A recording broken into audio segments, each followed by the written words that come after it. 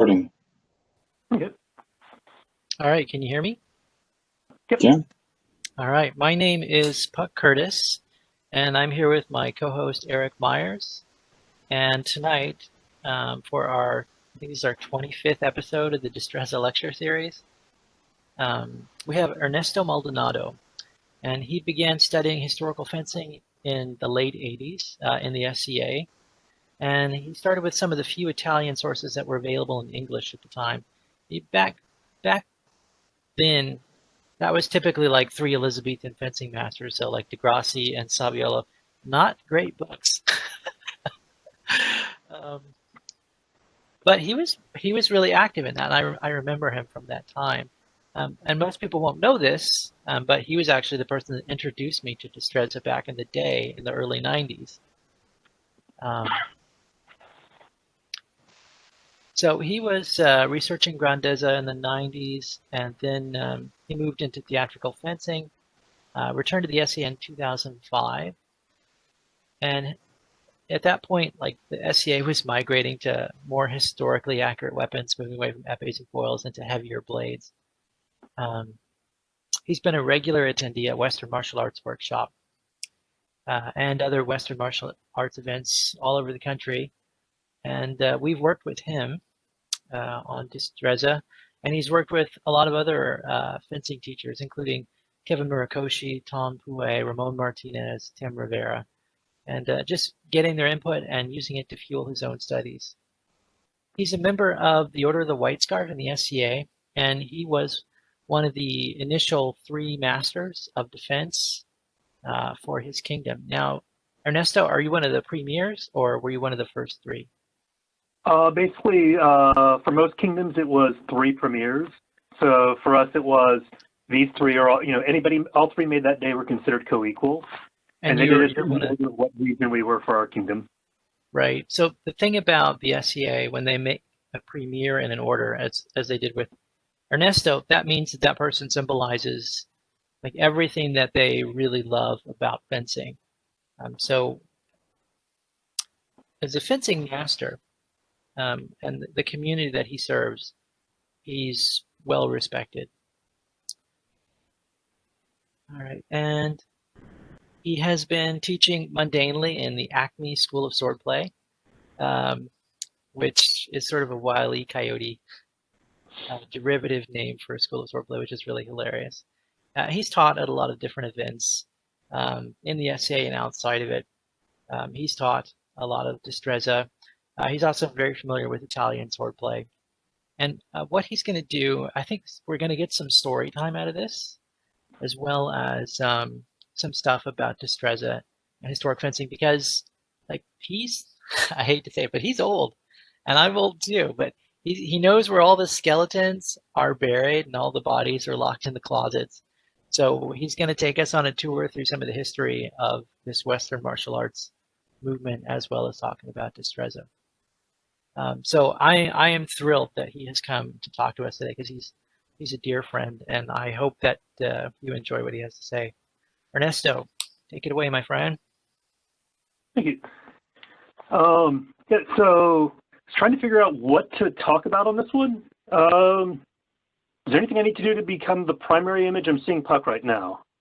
Or is everybody seeing me? I'm seeing you as the primary speaker.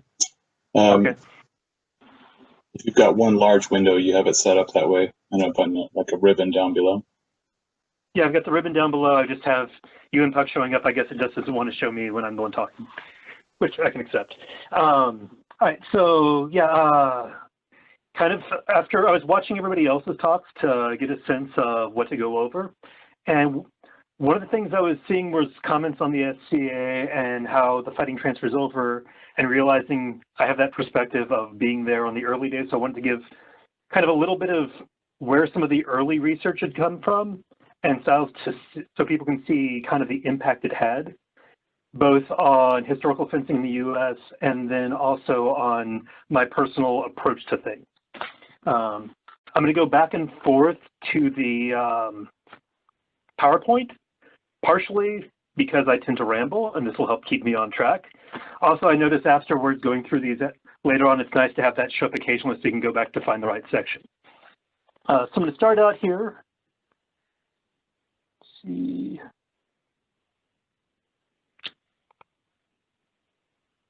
With a little bit on my background. We can see it. I came into fencing in the SCA and a little bit of sport fencing back in '88 when I started college.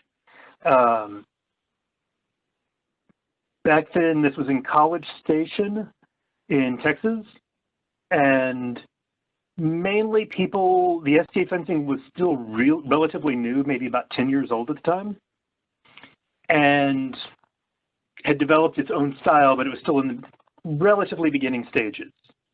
Right from the beginning, I was also big into doing Renaissance dance. Our local SCA chapter was very heavily into that.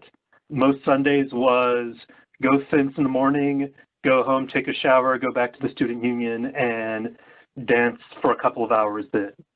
So a lot of my initial training with fencing also ended up getting linked with my early training in Renaissance dance and learning movement skills off of both of them at the same time. Personal perspective coming off of this, as well as some of the other stuff coming up, if you want to be a good fencer, dance. It is very obvious when someone doesn't dance. As one of my old dance captains said, they no longer flow, they galump. And I've seen a number of people fence whose their footwork is galumping. They go from point to point where they're supposed to, but it doesn't have the rhythm, which in an Italian tradition is they end up giving lots of tempos in the process. So learning to dance, especially learning to dance the style from the time that you were studying your fencing from, will really help your movement skills. So I did a lot of fencing in the SCA through the end of the 80s and into the 90s. Sorry, I saw something pop up, but I'll get back to that later. And then moved into the Renaissance Festival circuit for a while and gave up and stepped away from fencing. Back. Okay, so a little bit of state of historic fencing back in the early 80s. So like I mentioned, the SCA fencing started back in the late 70s, early 80s. At the time, it really had two parallel tracks. I'm going to take that part off. It developed independently in two different spots, is my understanding at the time. In Texas, it was largely started by a guy named Chris Zakes. If you're in the SCA, you would have known him may have heard of him. Tyvar Moondragon was his name in society. And he was a very well-known name. He traveled around a lot of the country for a long time. Meanwhile, out east, it was, I think his name was John Glenn, Morgan Sheridan. So you had two different people starting this up. What this partially came into was an influence that I've seen show up in a few of the previous talks on where there's two effective founding cultures to SCA rapier. A little bit plays in calibration, but the one that really plays out on the Destreza side is a very different attitude towards physical contact, or as it's called in the rules, fleeting contact. Those of us from the Texas tradition, which up here in the upper Midwest follows the same thing, is much more lenient on physical contact. So whereas previous speakers have talked about how movements of conclusion don't really work for their SCA game, oh, I live on those. They are a happy, happy place for me. And most tournaments, I can usually get 3 or 4 of them in through the course of the day. Used to be a lot more, but unfortunately people have learned better and don't give as much pressure anymore. So you've got those separate tracks. My background in history is pretty much entirely off of the Texas track. I lived in College Station, Austin, Houston, and Dallas. So I was very active through that area from '88 till about '95, '96. So for context of the fencing back then, we did not have the internet, and we did not have all of the fun tools that we have today. We had foils and epées with Renaissance hilts on them, meaning generally an Italian grip, but with queens that extended past the bell. That's about as good as you would find at the time.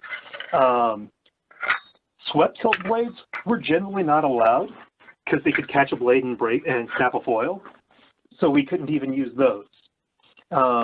At the time, fencing was considered an ancillary activity, so we were there on sufferance of the powers that be, and if someone screwed up suddenly for 6 months, you couldn't fence. It never happened while I was playing, but it happened before I started, and that was always a concern that people had of not pushing the envelope too far. Our daggers, when I started, were generally either made out of rattan with a foam thrusting tip or PVC with a thrusting tip. Do I have the dates there? No, somewhere, I want to say early 90s, they came out with flex daggers, which are theatrical short foil blades. And these were such an amazing innovation. I have a photograph of the first one I saw because it was so amazing I actually had to take a picture of it to show people back home. And this is back before camera phones, so you actually had to pay for your film to be developed. You know, as Puck said, I'm old. So we were using equipment that obviously was not as well designed for making historic manuals work. On top of that, I'm going to go back and forth between a couple of these. What we had for our sources was pretty limited. Starting out, we had basically the 3 Elizabethan fencing manuals. This was a bound copy of facsimile reprints of the English translation of Degrassi, Saviolo, and George Silver. And if you remember from Lois's talk about the joys of working off of the original text, when I say facsimile copy, it had all of the fun of strange spellings, the goofy S's. On top of that being a facsimile, it wasn't exactly the clearest print in the world either. So there was a lot of time spent trying to figure out, is that slip or flip?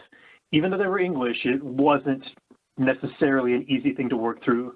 And again, we were then trying to apply that to fighting with foils and epées. Ernesto, can I interrupt you for a second?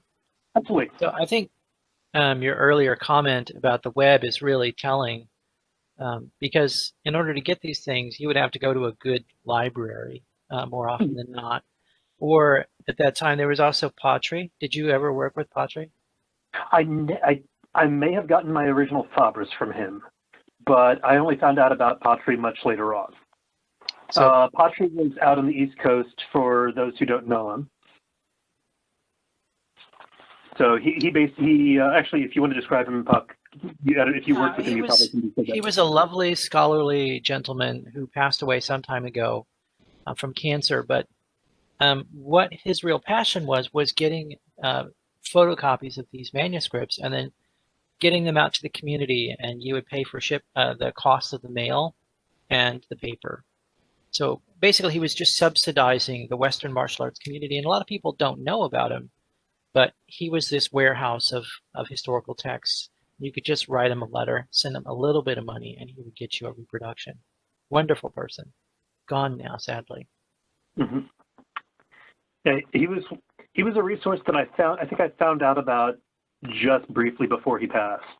So unfortunately, I didn't have the chance to actually interact with him at all.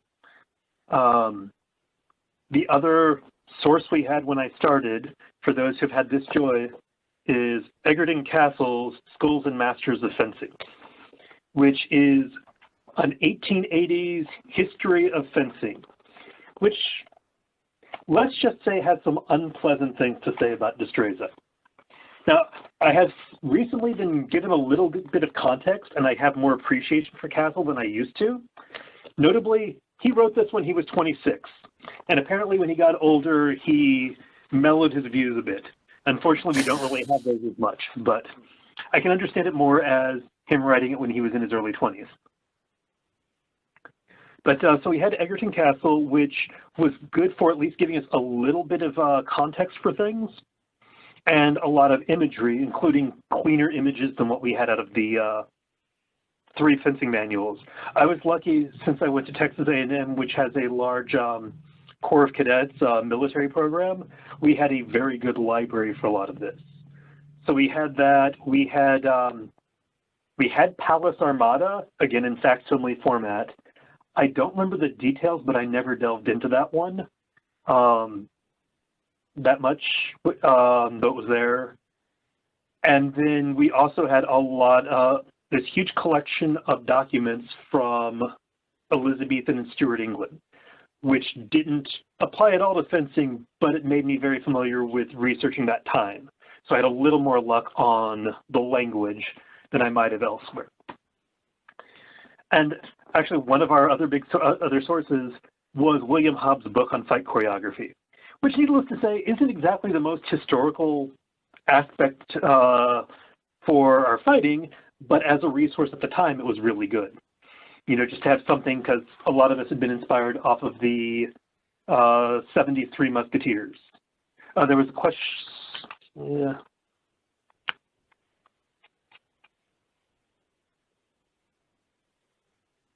Oh yes, I was looking at it in the libraries at the time. Like I said, the Texas A&M library had a huge collection.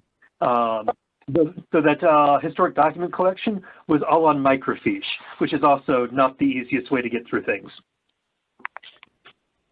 So that was largely the base of our fighting. To give a little more on time, in 1990, another great book came out. It's a great time capsule if you're ever interested.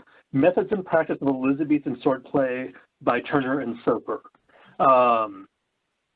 They were 2 fight choreographers, I want to say out of Indiana, who did a really good study, a cultural study for the background of the 3 Elizabethan fencing manuals. They used that as their base.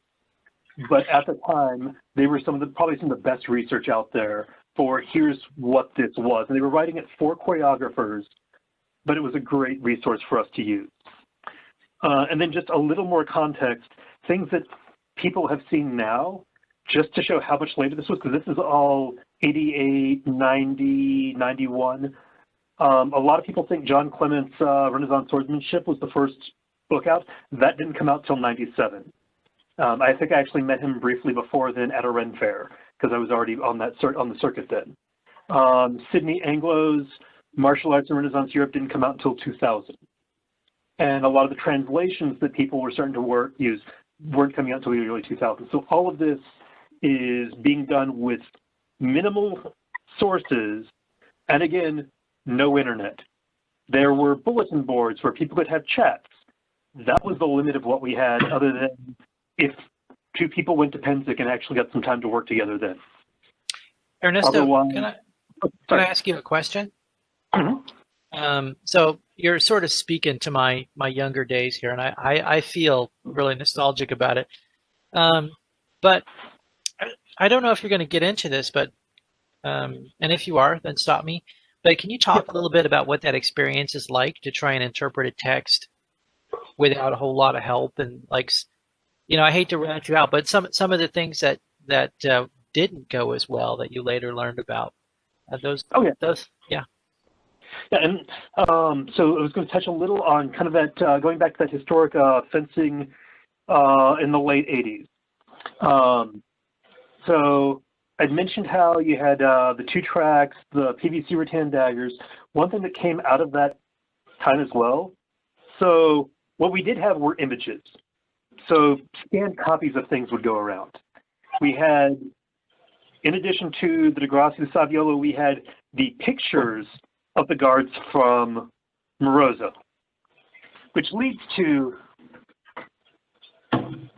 fighting with a foil back in Codalunga Destreza.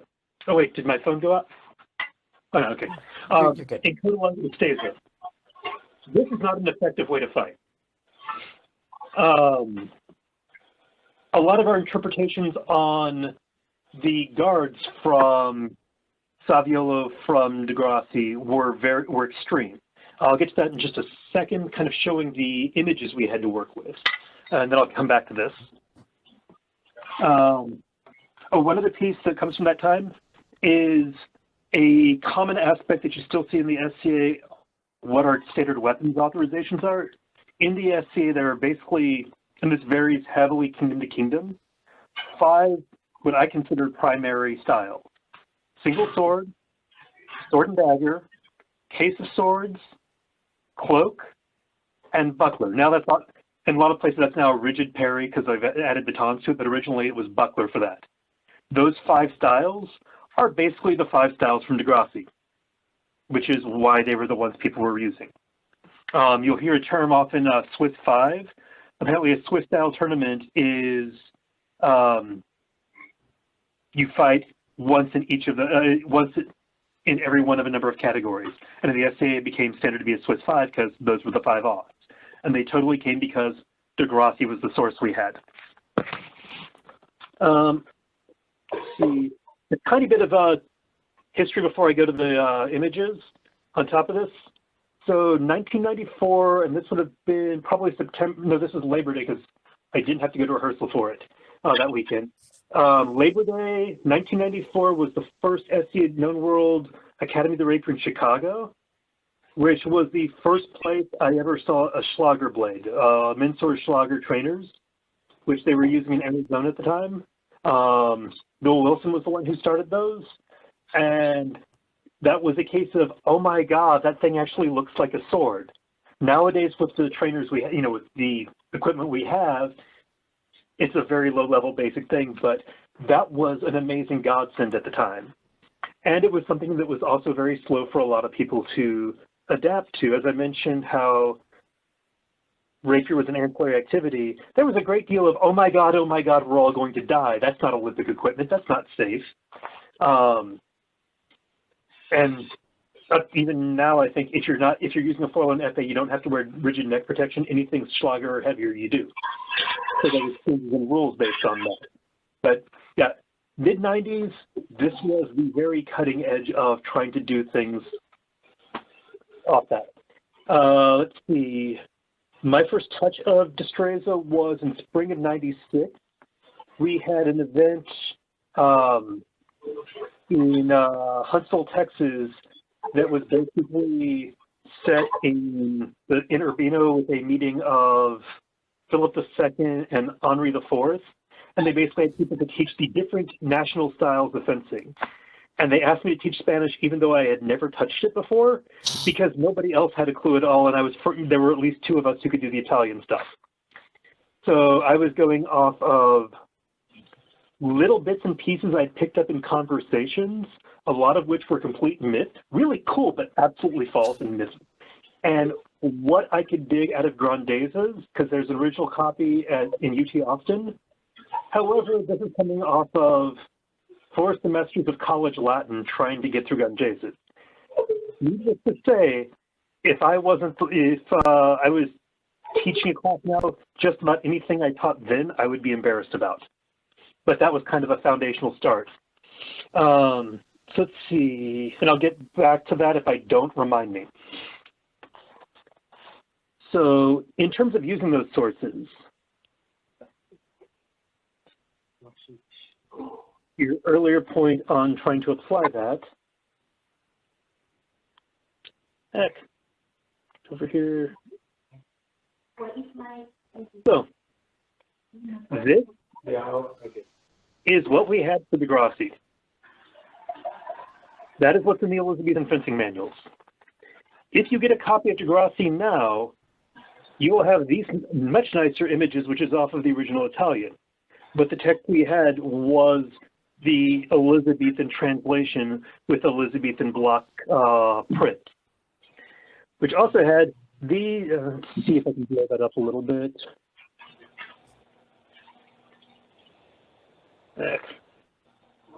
these big old mutton sleeves, which makes it really hard to see if arms are bent or exactly what the position is, as opposed to, say,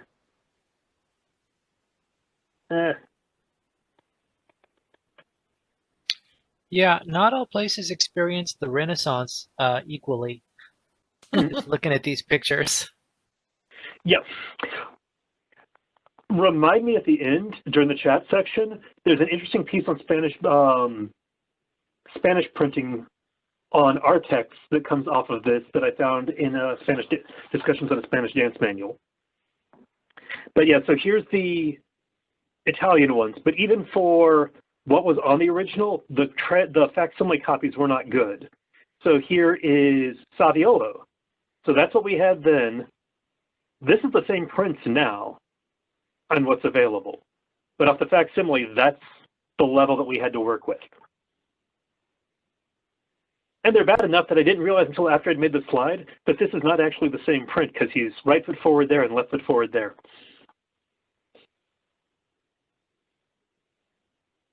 So what this would lead to, and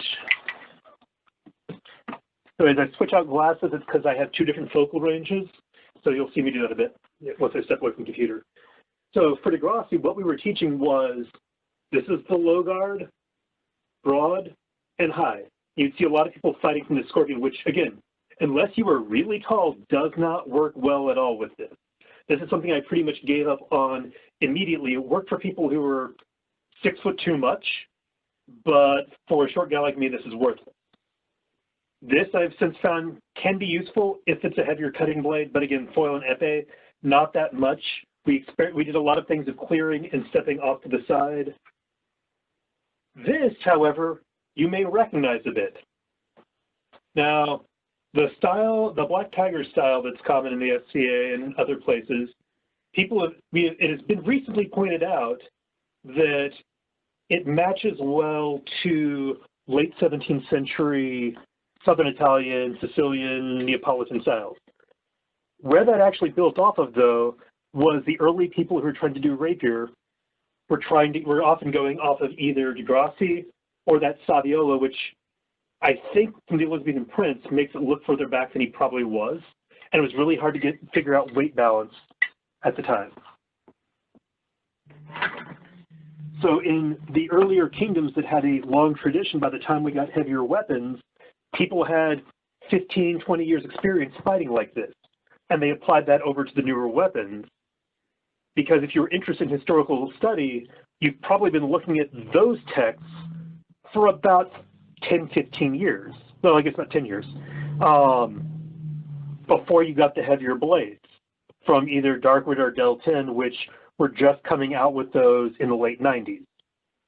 Del 10, I think, was probably selling it in Europe. The first I ever saw them in America was like 97. Ernesto? Yes.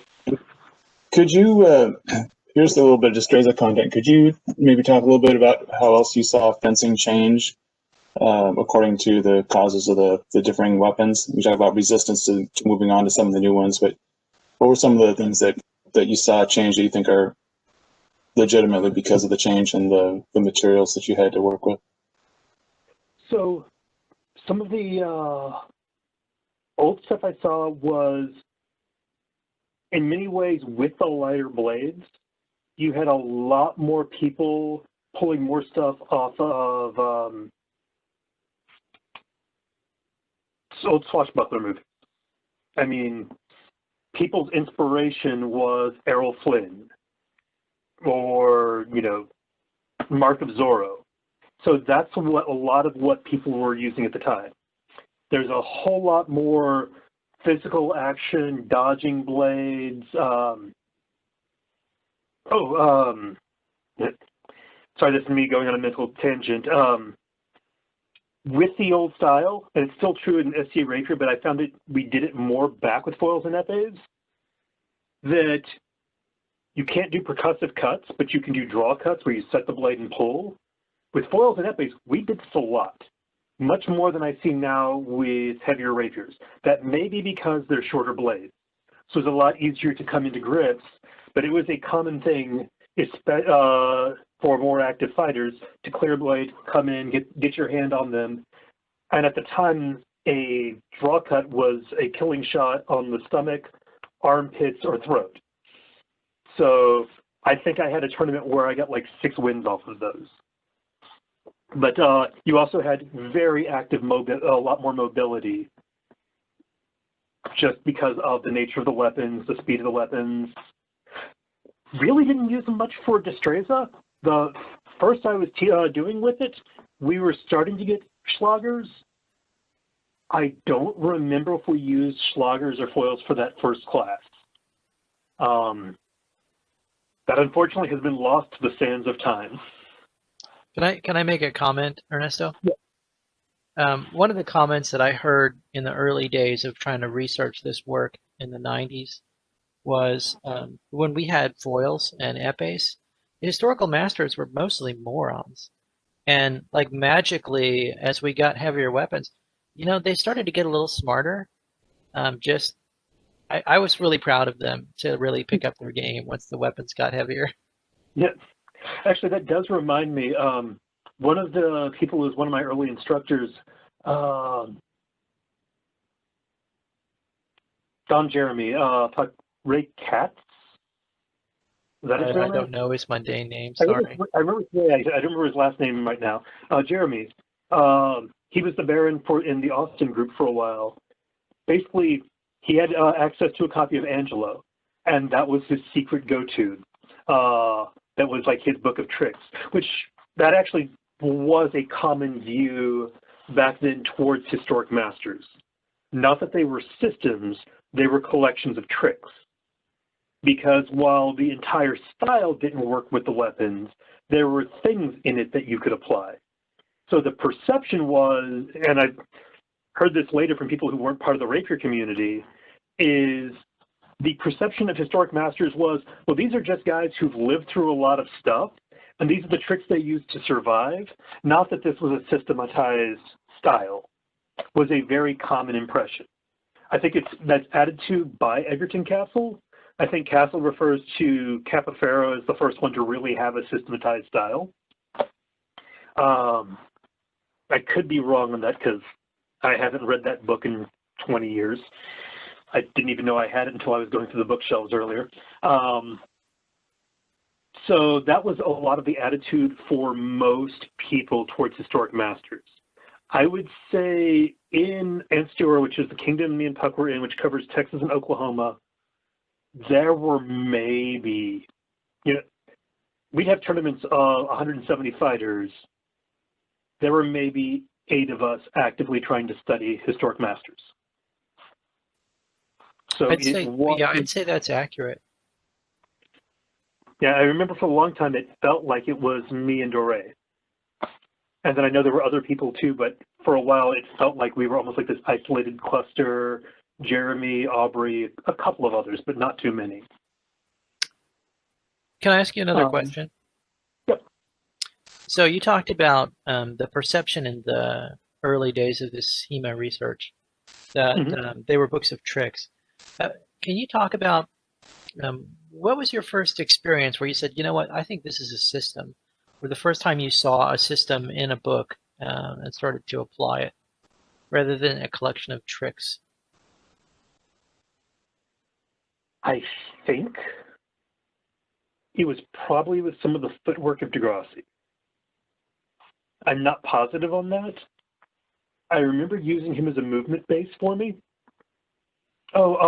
Actually, a little off topic, but I remember hearing this, and it made me look into things more.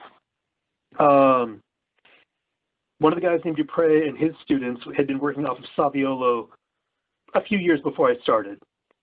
And that was the first they'd really come with sword and dagger. And there's a part in there where he talks about use the dagger to cover your high left side and the sword for your high outside and for anything low line. And they tried it out and they were getting killed. And the response then is, well, this doesn't work. Or maybe we just suck at it. And sure enough, once they gave it a chance, 6 months later, hey, this works great. Which is an attitude I think more people need when they're researching stuff of, oh, here's this thing I found in a manual. Let's try it. I got killed. Maybe it's not because the system doesn't work. Maybe it's just because I'm not any good at it yet. And I think that was one of the things that helped me to keep digging a little more. It was also partially just a survival instinct because the traditional styles out there, I was just getting slaughtered at. So I probably went into it deeper just because nothing else was working at the time. And then I had some limited success, and that just kept me going with it. Also, the way I tend to think, I like finding out the historical side and the whys of things.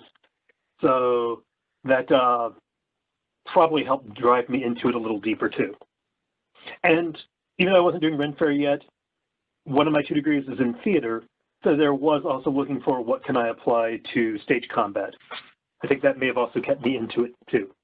But as to where the overall meld came from, looking at it from that historical perspective versus looking at it into it as a system, that I'm not sure.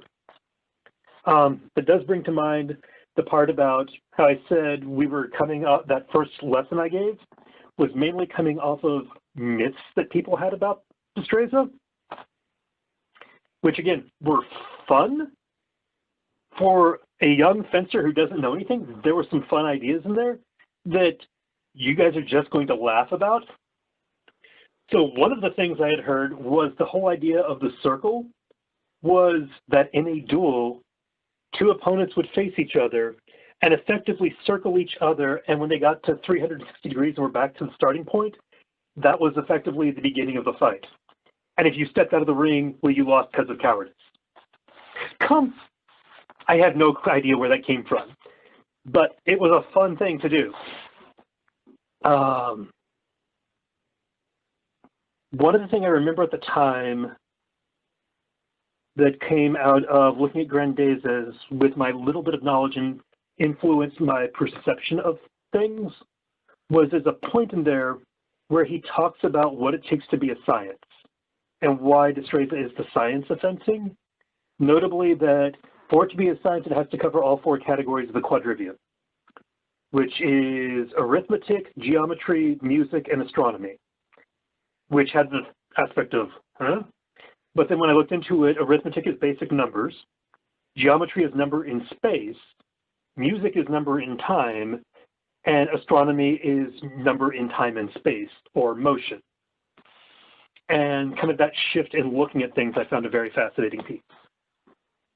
And that informed a bit of where I was going off from there. Unfortunately, right about that time is also when I stopped doing competition and SCA and went into the Ren fairs, because I was also very much into Italian Commedia dell'arte and started directing troops out there, which kind of took up all of my time. I was directing a troop, being an assistant dance captain, and a fight choreographer. Suddenly there really wasn't much time for actually getting out there and sparring at all. Let me see. Any questions at this point?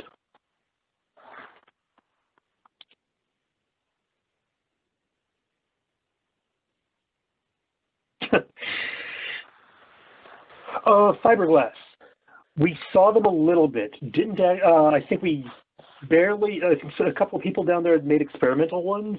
Those were mainly used out in Antier, so Pacific Northwest, and we'd heard of them. They'd come around about the same time as Schlagers. But since we had a pretty ready supply of Schlagers down in Antier, the fiberglass blades never took off. And that may also have ties to who was allowed to, or what the powers that be thought was safe or not. Because back then I wasn't high enough up to see how the sausage was made. So I wasn't part of the discussions on what's legal and what's not. Which, in many ways, is a much happier place to be, having been on the other side of that stuff now. Let's see. Yeah, so around 97, I switched to working Ren fairs. I was doing that pretty heavily until about 2005. So I was doing a lot of performance, street performer, historic dance, fight choreographer, commedia. The big thing with all of this in my development is a lot of heavy movement-based activity and work at training and building muscle memory on physical activities, which became a big part of my approach to things afterwards. Let's see. So kind of the impact, or my observation of the impact of both SCA rapier and Ren fairs on Western martial arts practice in the U.S. I have no idea how much this applies outside of the U.S. I think there's a decent amount of this, though. Let's see. So while there were other people back then who were studying historic fencing, by far the largest two spots were the SCA and Ren fairs. And I know Rick Alvarez was doing stuff. I only met him a couple of times, but I know he was working on things. I did not know it at the time, but Maestro Martinez was working on a few things. I just recently came across reference to handouts he had for a talk at a college in '94. Needless to say, I had no clue of that back then. But what those two things, the SCA and the Ren fairs had in common was it very heavily impacted, I believe, what was the areas of study for the initial people doing research, in that both of them largely have cutoffs in the early 1600s, because most Ren fairs in the country are either Henrician or Elizabethan, so you're not going to get much past 1603. The SCA in general has a 1600 cutoff. Texas kind of went with a 1648 cutoff because all the fencers were really big in Cavalier stuff, and everyone wanted to dress like Oliver Reed and Michael York. So we went a little bit later than other parts of the SCA, but it was still focused towards that early 1600s. So when people were doing research, you're either looking at the Elizabethan manuals, or for the people who were the earlier time period armored fighters, a lot of longsword stuff. You have Christian Tobler, I think, came out of the SCA originally doing German longsword. I know Bob Sharon was doing Fiore. I think I took a lesson from him back in the late 90s. And I want to say Greg Maley had originally played there. I don't know how that ties into his work afterwards. But that ended up, I think, leading quite a bit to the early focal point of what people were researching. Because of that, when the first blades did finally start coming out, you saw blades that were better designed and adapted to that. In my mind, this is a negative thing, but because we'd all been fighting with this thing, most of the early daggers that were available were about 18 inches long, both to match the length of this and also because then they'd have enough flex that the powers that be would feel they are safe enough to bring on the field without stabbing somebody,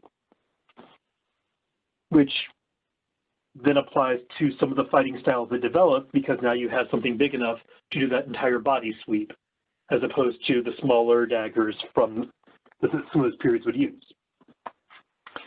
There's also a big focus on tournament scene and what applies on at a tournament in terms of what people are researching. So I think that also helps push things away from necessarily Destreza texts, which are a little harder, especially back then, to apply and to figure the details out of, than, say, Capoferro, Fabris, Giganti, which are much easier to take. Here's the text, here's the pictures, here's how I now make that work on my sport. So throughout all of that, I think that gave early Western martial arts in the U.S. a strong push to that early 17th century period. As time has passed, SCA has gotten bigger, HEMA tournaments have gotten bigger. This has led to all kinds of options that are available now, both in terms of the insane amount of text we have available. And like I said, for the first 10 years, I had 3 books, and I was considered to have a great library because of it. Oh my God, you had the 3 Elizabethan manuals and Turner and Soper? Oh my God. Now, I've got 3 bookshelves over there that are nothing but text and translation because we have such an abundance of riches now to be able to go through and research, which also means if you're not interested in this time period, you may be interested in that one. And here's 5 different texts for you to work off of. Another big impact, I believe, has been with the tournament scene and the lighter economy blades that are out there, which is what a lot of people are starting with, that are faster. I think that is optimizing later 17th century and even early 18th century techniques. Personally, I think that's maybe one of the factors why in the Destreza world, there's a whole lot more Rada out there. One, it's an amazing text. It's got everything out there in there, but also it, Ettenhard, the Southern Italian systems in many ways are optimized towards those lighter blades. I think it was Sebastian's talk last week where he was talking about with the lighter blades, that's when you get Rada's low Atahos, which don't work as well with a heavier blade. It's not something I would have necessarily done with my first Del 10. Now I teach it to people, partially because you're going to be facing those attacks coming from those vectors. So I think there's been a shift over time so that we're now optimizing a different period than what we were doing back in the early 2000s. Make sense? Any questions? I guess I have a comment. I'm going to be that guy that jumps in and kibitzes a little bit. But one of the things about SCA fencers that did historical fencing in that time was, go ahead, can you hear me? Yeah. Okay, I was going to just kibitz a little bit, but one of the things about SCA fencers that did historical fencing in that time period is that at these early Western martial arts events, they would show up and they had pressure tested everything they had done against all the crazy fencing that the SCA had to offer. So then it would destroy people that hadn't had a whole lot of practical experience.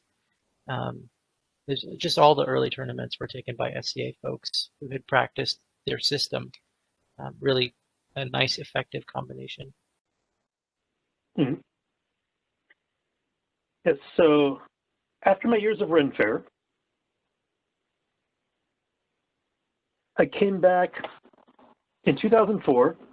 Amusingly, I first showed up to our local practice here in the Twin Cities to sell a bunch of my equipment because, yeah, I'm not coming back to that stuff anymore. That was a nice time in my past, but now I'm doing all this other performance. And, you know, foils, epes didn't really do much for me. Wait, what are you guys fighting with? Wait, somebody just mentioned sweating them? And wait, you can discuss them intelligently? This is a different world than what I had left. So even though I was still doing Ren Fair, I came back and at least was going to the local practices.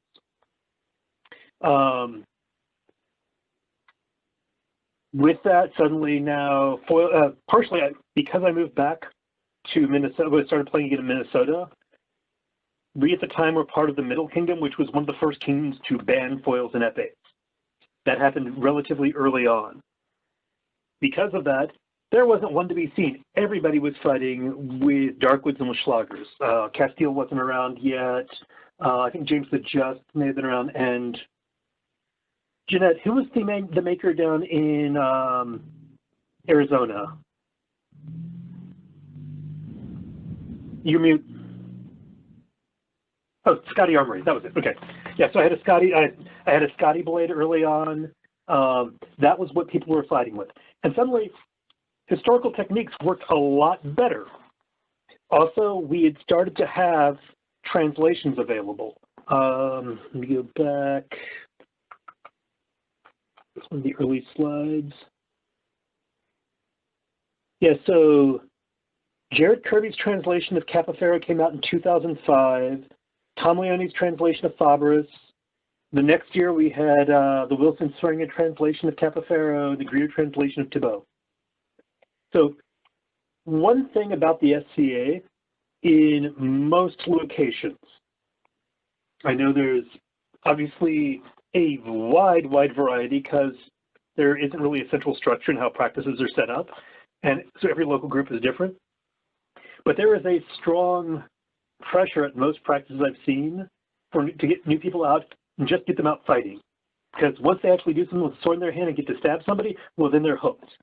Which also then is building really bad habits. Maestro Solensen made a great comment that has stuck with me, and once COVID is over is really changing how I teach things, that you can do 10 hours of drills. It's not going to give your brain the dopamine hit that you get from one hit with a bad technique. So you're not reinforcing your technique nearly as well because, yeah, I got a dopamine hit by doing a stupid thing. Which luckily, this is before Puck met me, that was my fighting for the first couple of years. I did the dumbest stuff because I could actually get hits because people were just staring at me with a look of, what the hell was that? And I got away with it because fulls and epes are flexible enough that nobody got hurt. But anyway, yeah. So because there was such pressure at local practice to just get out and fight, and when new people come out, well, you need to fight with them, and I'm at least giving them good examples and giving them instruction, but there really wasn't the chance to work on our studies. So luckily I got in with Doug Hulick and Jamie Feldman, who had started up the Acme School of Swordplay in the Twin Cities, which was kind of a private study group outside of the SCA, where we were going through Capoferro. Capoferro at that time was the best thing to study, in my opinion, because we had two separate translations and access to the original. And there were many evenings at practice. We were working through a play that would involve me with the Kirby translation, Doug with the Swenger translation, somebody standing on the side holding open the original so we could cross-compare the two translations in the original text. And then work through to figure out what was actually being said, and now let's start working and actually figuring out how this works. So that was the most systematized I've ever approached something. Also, right about that point, I started going to Western martial arts events. Again, I'm very lucky with where I live.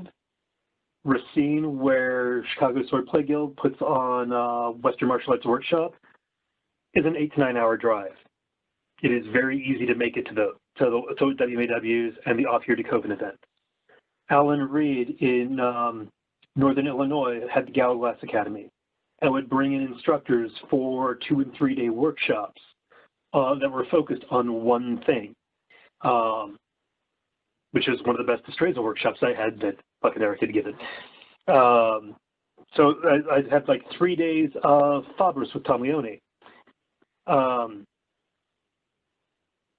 So I started going to 2 or 3 of those a year, reconnected with Puck at the Dallas Western Martial Arts Workshops in 2006, which he had now taken that little tiny bit of Destreza I'd had at that one day, and now him and Mary had actually done the research and now had this great information and, systemized things to, here's what you can do and make it work.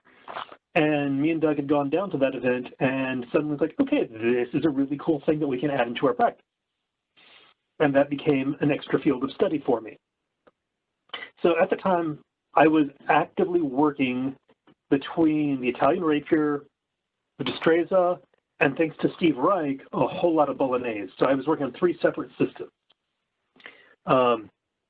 Luckily, I had a whole lot of time on my hands and was able to become, for the time, a very good resource for those on a regional level. And Ernesto?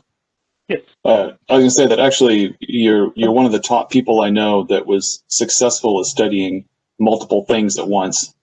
I always appreciate that about you. Like, you could talk intelligently about it, you could demonstrate it, you could do it in a fight. It was pretty impressive, more than almost anyone else that I've met. Thank you. Luckily, part of the way that came about, I have to give the lineage of the advice to Sean, because it came through him, that I came back from a WMAW and had taken 2 longsword classes, 133 with Roland, maybe a knife fighting class with somebody, and was talking about it at Acme that week. And Doug just comes over, puts his arm on my shoulder. Sean said something to me once. How many different things do you really want to suck at? Which made me stop, go back and like, okay, yeah, I need to just pare away a bunch of these things. So the reason I stuck with those 3 is, for me, the general overarching themes and systems overlap extremely well.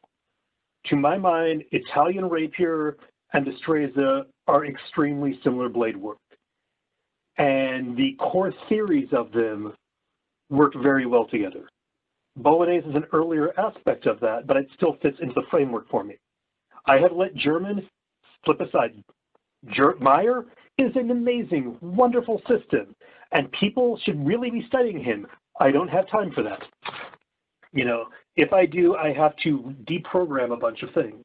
There was, at one of Bob Sharon's Villa de Fiore's, there was a great point made by somebody. One of their attendees had earned his black belt in 8 or 9 different Asian martial arts. And as we're sitting around talking at dinner, he mentioned that he is actively working at letting 4 of them slip away. Because what happened was, he was such a scholar in them that when he was actually in tournaments and fighting, his OODA loop was thrown completely out the window. Because he'd get to this point, and there's 6 different techniques I could do. And his reaction time was slowed down, because from here, instead of just going down one path, I now have all these different paths, and I have to decide which of those I'm going. The 3 I studied largely, I can separate those out well enough, and part of that will come into the next piece here on kind of my approach to how I pursue things. Before I do that, any questions? If anything comes up in the chat, I may not see it, so if y'all see something come to the chat, let me know. Kickfall, yeah. So,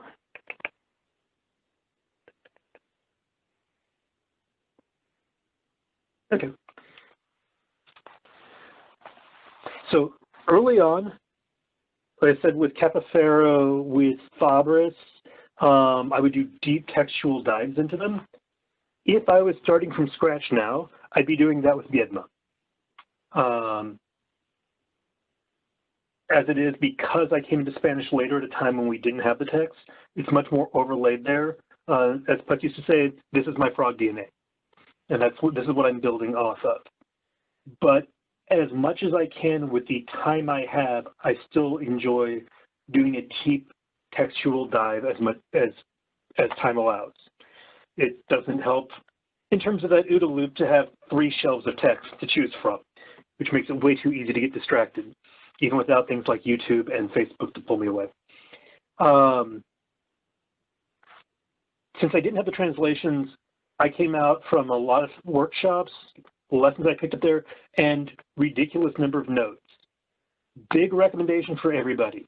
If you are going to a workshop, if you are going to take any sequence, any set of classes, your best tool is a notebook. That was a great piece of advice I got at my first one. And there have been so many classes where, okay, you get to the point, now do repetitions of this drill for the next 10 minutes. I do it for 3, and then suddenly me and Carl Jacobs are sitting in the corner desperately writing notes.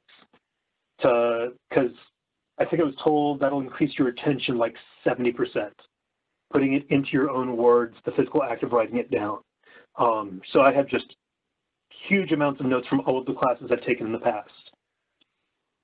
I then integrated the information from that into my existing Italian tech knowledge. As resources became available and there's more stuff out there, personal aspect for me, because I'm coming off that Italian base, is I've tended to go with Viedma for his divisions of things. His circle works very well for me. And whereas there's lots of different Spanish texts with different breakdowns of the blade, the 8 that he uses is perfect, because off my Italian background, it was always easy for me to picture dividing a blade into 2, forte debole, dividing it into 4. So splitting to 8 was intellectually an easy thing for me to do. What I did in practice, and Denise, Jeremy, if Patrick's here, will recognize this immediately. So when I did a Destreza program for the Acme School, I had everybody go through and put tape on their blades in alternating colors to mark off your 8s.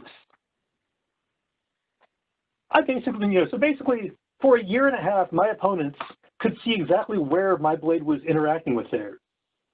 But at the end of that time, when the tape came up, once my blade is out, I know immediately if I've got a 7 on a 3, if I've got a 4 on a 2. It is having that visual marker for me long enough, it is now clicked into my brain to be able to just say, okay, here's our relationship. So as a personal recommendation, I'd say whatever system you are doing, whatever divisions they have, do the same thing. Give yourself those mental markers. It's like, I didn't know this for a long time, and it made it make much more sense afterwards. For harpists, the strings are color-coded if you're looking down it from the harpist point of view, which makes so you get catching the right ones. Same kind of thing. Give yourself those visual cues. On the approach of study, so this is something that part of the reason I'm able to do the different styles, and I think something that is a different perspective from a number of other people's approaches. When I look at a system, I'm not just looking for what actions are allowed. I'm looking very much for what are the distinctions between the system. There have been comments of, if it works, it's good Destreza because it works within the theory and the forms. I'm very big on, no, this can be great fencing, but it still may not be Destreza if it doesn't fall within the system. Great example is Pasada Soto. Pasada Soto is a beautiful, beautiful move. It's also seriously going into the extreme, to bodily extremes. And I don't think we have it in any of our texts. If so, I will be surprised. Actually, a little pet peeve of mine on that approach is, ties into that. There's a martial arts school in town that is very big on the statement that, well, the human body only works so many ways. So once you know how to fight with one thing, you know how to fight with another. But if that was the case, every unarmed martial art would look the same. Whether it's Brazilian Jiu-Jitsu, Jambe boxing, Tai Chi, Hungar Kung Fu. So the body has all kinds of different ways of moving, and any system is going to optimize certain ones. Even more so once you add in tools that then optimize it. One of the things I'll use with new people occasionally, so I can see some of you on the screen. I'm going to give you a description. I want you to demonstrate how you would use a tool. It's a piece of metal this long, has a point on this end and a flat end on this end. You want to use it to connect two pieces of wood together. I give you the tool for it. What physical action do you take? Go ahead and do it for the camera. I'm seeing one person. So I'm seeing a hammering position, which is great if the piece of metal is this, not if the piece of metal is this. I mean, something this close, it's a different action. Different swords optimize different things. And a big piece on the distinctions for me comes, again, from that focus on stance. And to me, stance is a big part. Where is your body weighted?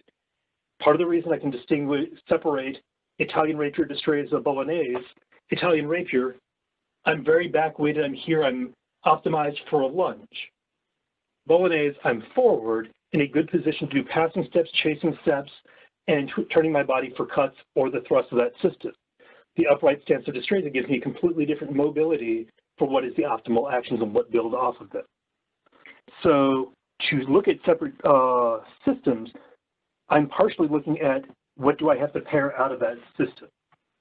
And it does help doing different ones because I can be in a position and see and just pretty easily feel, oh yeah, I don't want to do this action because my hips aren't in the right spot to do it. My foot isn't turned out the right way. I'm going to torque my ankle if I try to do that, and I'll lose time if I try to adjust to make that work.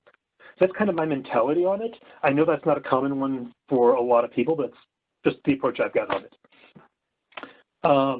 As I'm teaching, like I said, I look very heavily for stance and the footwork. One of the core things I would do with Destreza students are acne practice. We have tiled floors that are 1 foot square. So one of the first things I have people doing is basically advance a square, side, back, and right, left, getting used to this action, back. So getting used to the straight step.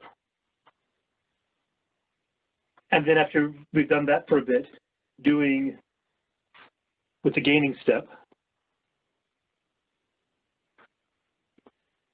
And building that into just core muscle actions, often combining that with a physical action such as when I'm stepping to the left, taking a Tahoe to the left, taking a Tahoe to the right, maybe throwing a cut on the retreat. To combine footwork with body work, but also working on getting those adjustments of the hips, getting used to the physical mobility, physicality of the style.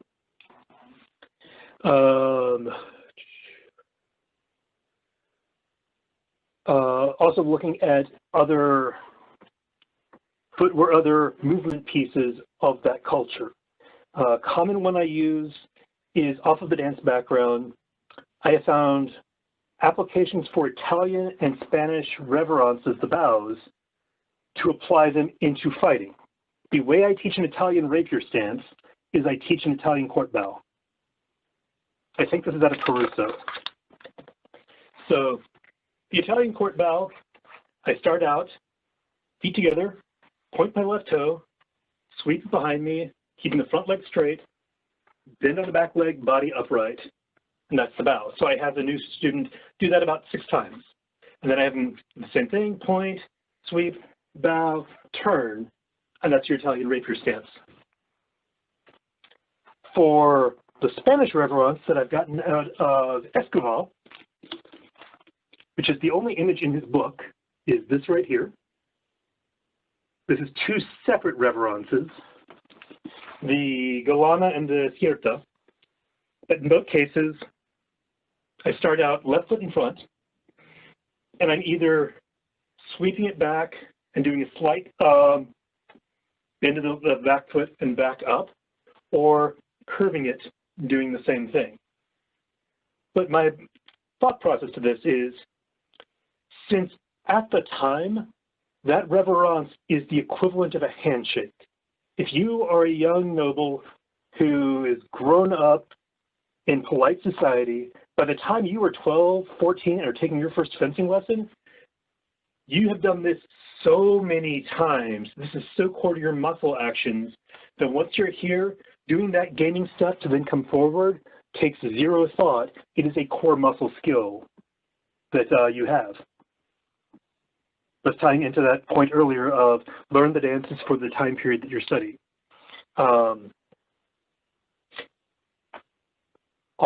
Not off topic, but random thought that came off of this.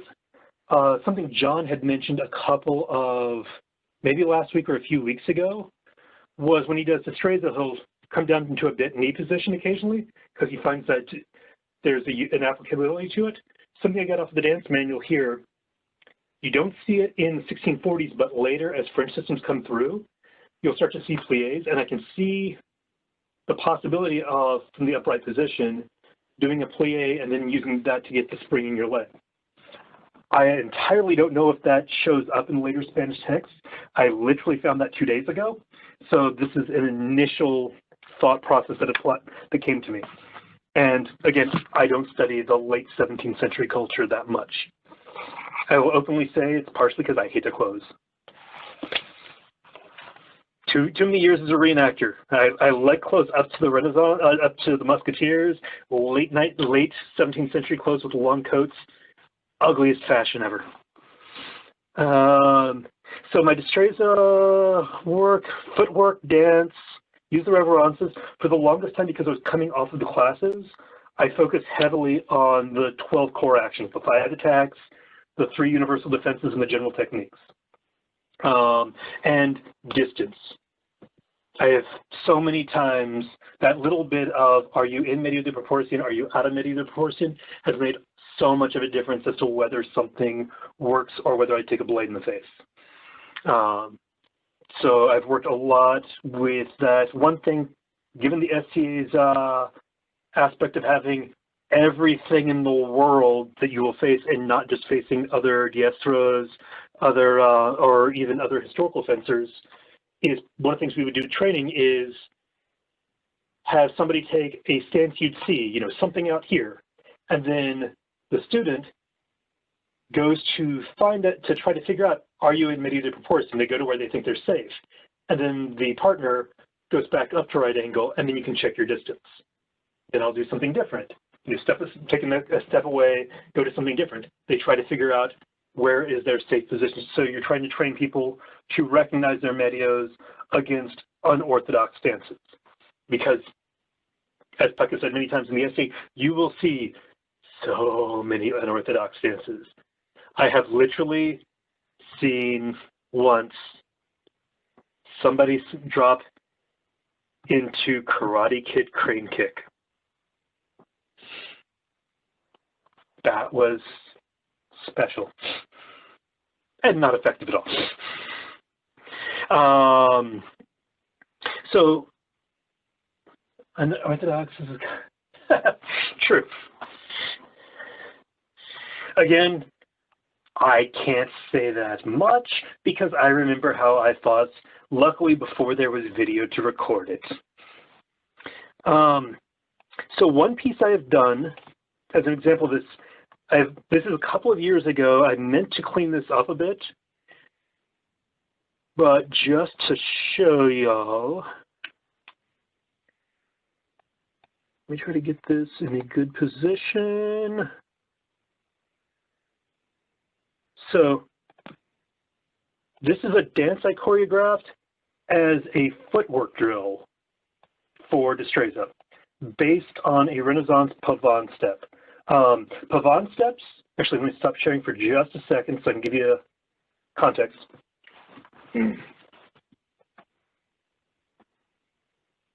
A pavane step is single with the left, gather up on your toes, single with the right, up on your toes, and then a double, which is step, step, step together and up.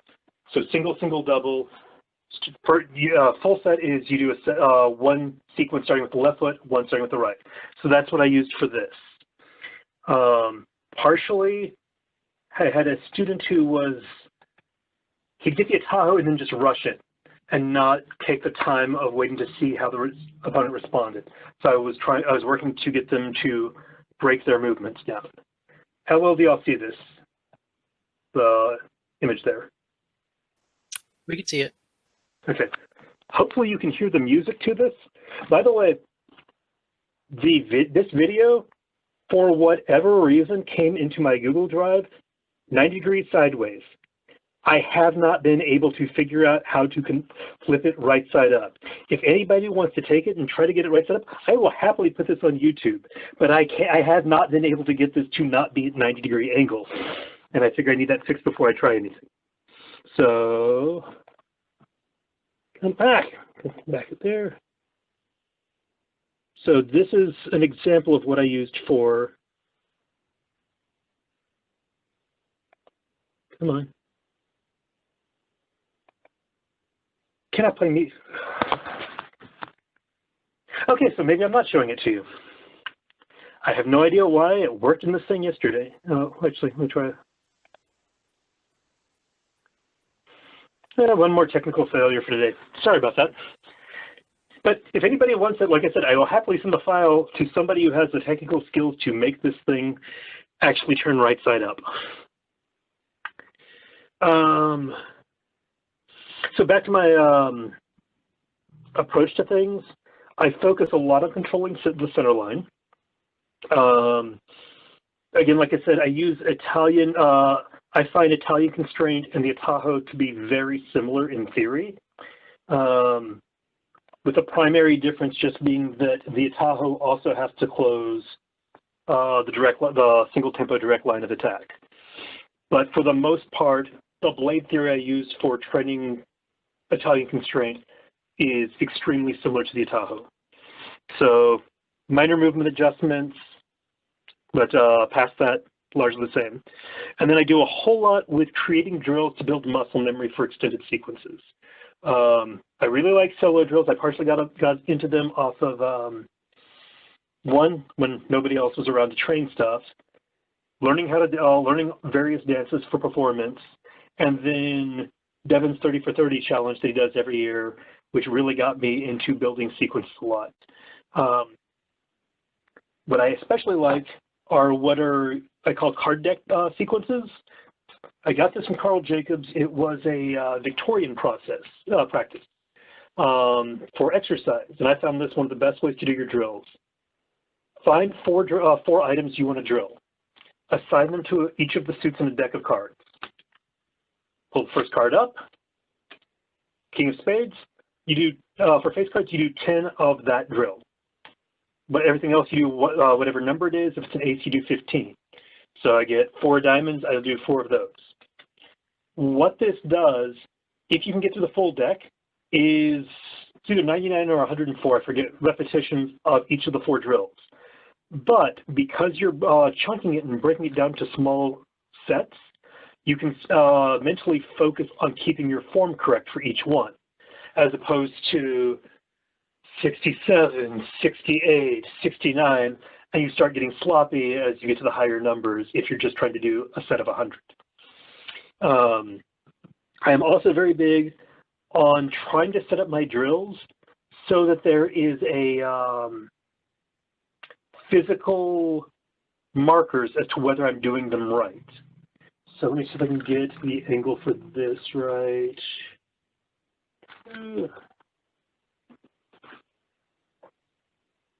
Okay.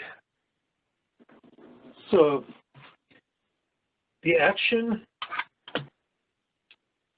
for one drill is from right angle, doing a gaining step to take an atajo to the inside, and then a transverse step to thrust. Then in this case, and this is partially based on Italian, my Italian text, I'm going to, instead of stepping off at the angle, come back to my original position with that atajo to the inside and back to right angle, doing that so that I'm in the same place for doing multiple sequences. When I do that, I'm setting up here, hopefully y'all can see that, so that as I gain the atajo, I tap the wall, or the screen in this case. And then I take my step to thrust, back out, and in. With those 2 markers, I can tell if my atajo doesn't cover as far as I want because I didn't touch. I can tell if I did the atajo but didn't step, I'm not going to reach. So I give myself a marker on different points to let me get further along on the complexity of the action. If I had a blade set up to do disengagements around, I might have little flags on both sides that I have to disengage, hit the flag at the halfway point, and then hit the one at the queen, so that I'm actually doing forward progress on my disengages. Actions like that to help make out the help where I can judge myself if I've done the drill right when I don't have somebody around to give me instruction and to give me commentary as to whether I'm screwing up or not. That make sense? Okay. So as an example, let me make that a little smaller. So what you'll be able to see when y'all look at this later, here is one card drill coming out of Yedma. So if I draw a spade, I take his atajo of line and cross to B, which is basically an eighth of the circle to your right, if you're a right-handed fencer, to your sword side. In my mind, I imagine as the opponent goes to disengage or free their sword from below, I then step in a direct line, advancing in profile to wound in the chest. If I do a heart, start with the same Tahoe of line across to B. Here, I'm imagining that the opponent remains still, so I step outside to C, which is 90 degrees on the circle, hand in, nails in, and thrust to the face while displacing their blade to the outside. Diamond, same opening at Tahoe. Here I'm assuming the opponent is providing mild resistance, so I tighten the wrist to thrust, to bring my point down below their lower queen and thrust from a position of weak under strong, just to the face, probably to the chest, unless you're a taller person. And then clubs, same at Tahoe, I'm assuming strong resistance, so then going into a movement of conclusion, taking the queens and delivering a vertical Tahoe. So 4 different actions to drill from that initial Tahoe based on which card deck I'm doing. So I'm getting lots of repetitions in while still giving myself variety so that I can focus on the individual actions. Does that make sense? Okay. So for this last slide, I'll give you all a second after I put it up, so those that are Buffy fans can have their moment of letting the song play in their head.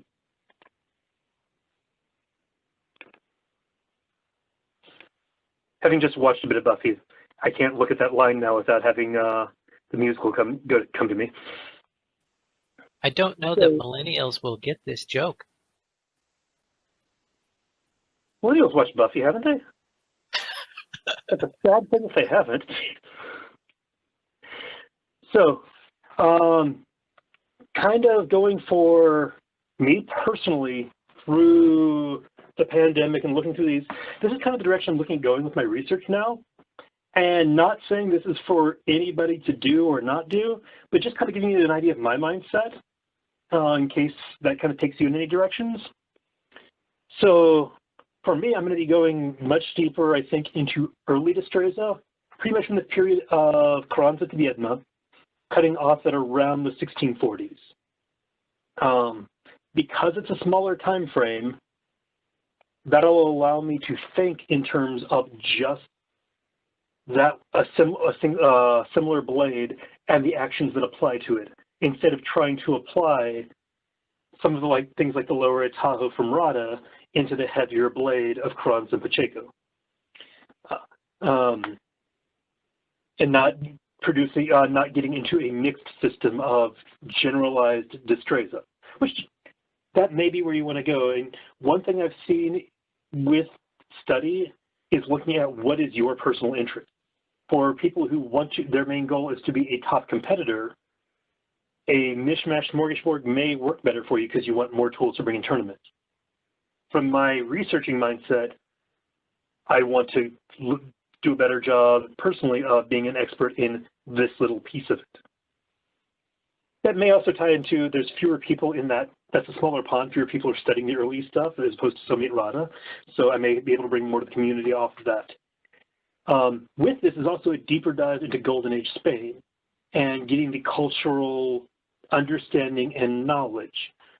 Because of all the years at the Ren Fair, all the years researching stuff in the SCA, that Renaissance mentality works well in my brain. I understand a lot of the thought process. That late Baroque Enlightenment mentality, I've never really delved into. So I'm going to miss a whole lot more things through that I would spot in Spain. There's been talks about context. I actually thought of a great an image for trying to delve into a time. So how many people watch The Expanse? Okay. Has everybody caught up to the last season? Okay. If you haven't seen season 4, there may, especially if you haven't seen season 3, there can be a spoiler in here if you want to mute things. But I had the mental image of after the portals have gone through and you have all these new worlds, Belters go out to the new worlds, and after a generation, some of them decide they want to learn historical sword fighting. And so they get texts from our time because, you know, there's stuff that's out there. Let's look at this. Say, hey, we've got Guy Windsor's Duelist Companion.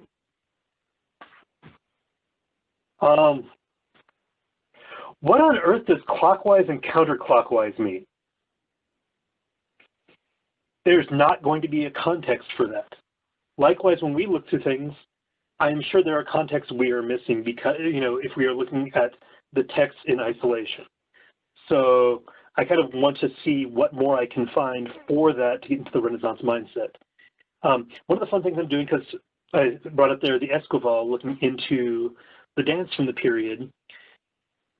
And I've always had an interest in period astronomy because I love finding out what people thought and why they thought it. If you ever want to catch me sometime outside of here, I can give you great arguments for how, without telescopes, we absolutely know that the Earth is the center of the solar system. I know all the reasons why they believe that. And without a telescope, that is really the more logical conclusion. Apparently, Spain was later, a much later adapter of a heliocentric universe, heliocentric model, to the point, and I found this really interesting. So, Louis the Sun King of France, he is the Sun King. He is the center of everything. Philip IV also identified as the sun, as the planetary king, because the sun is the fourth planet out there. And I'm finding hints in the commentary here, I haven't had a chance to delve in yet, about a lot of circular mobility and things like their dance that ends up tying into possibly having ties to their universal view of the world, of the cosmos. So, and I have no idea if that has any applications or if there'll be any sudden gems I find that then apply that to our circles in fencing.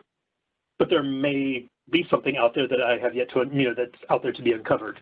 So I'm kind of looking at going in that direction, as well as choreographing more dances and getting that one to a point that people can watch it.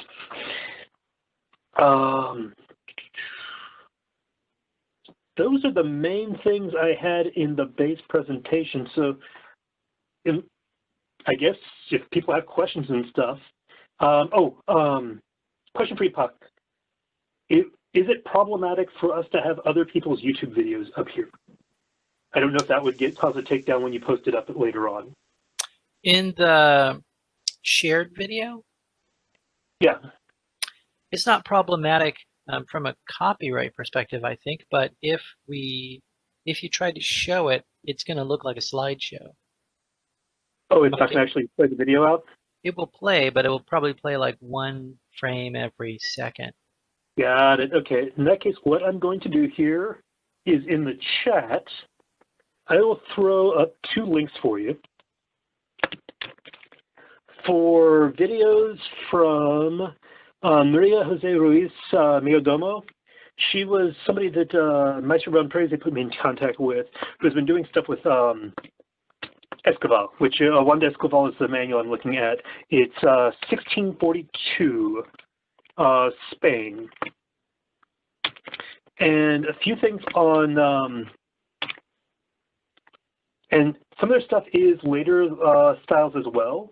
What I'm getting off the book in terms of the movement base of Spain at the time, a lot of the dance feels almost like Irish dance, but with straight legs, in the sense that most movements are from the waist down, but a lot of kicks, flourishes, going and actions like that, which some of the long steps we see from, you know, A all the way to C may make a lot more sense if somebody's been doing a lot of this dance, where, oh yes, it's not a big deal for me to just come all the way over here. I've been doing this since I was 12.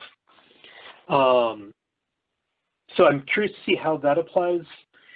And again, just other cultural movements. Oh God, I just remembered Puck ages ago when we were looking at taking bullfighting classes with Maestro Borba because of trying to apply the footwork there into Destreza.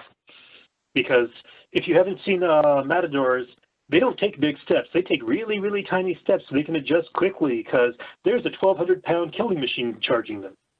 So you don't want to be stuck in a place that you can't get out of. Yeah, bullfighting videos are amazing. If it was me, there would be a moistening of various orifices and I would be like jumping around. But they are cool as cucumbers when they do it, and their steps are really tiny. If you can stand watching a bullfighting video, I recommend it.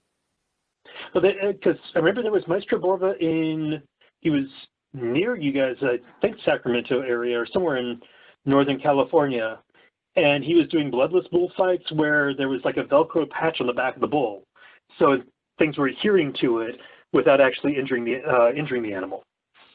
Because I had looked at one point of going out and spending a month out there taking one of his workshops, but that was at a point when I couldn't afford to just go off to workshops the way I can now.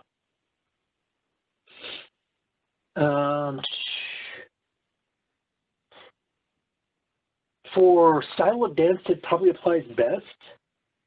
Actually, flamenco, I think, is going to be later. It looks like there is some crossover with some Italian dance and Negri. Apparently, Negri was writing in Milan, which was a Spanish possession, but there is still some difference. Lois, if you have the link that I sent you for Escobar, if you can throw that in the chat. I don't have it readily available, but Escobar is on Goodreads, so you can get a PDF copy of it. Which I mentioned earlier, it had an interesting point because so the dance manual itself isn't that long, but she has Lynn Maddox Brooks, who did the translation, has a lot of cultural information in there. She has an interesting piece on publication in Spain, which may give interesting insights into the texts available to us. So it was much harder to get a book published in Spain than elsewhere, because books had to be licensed by the Inquisition before they could go out. Even if there was no doctrinal issues with it, that is still an expensive, time-consuming process. So that's why you have things like Pacheco putting out letters instead of an actual book in places.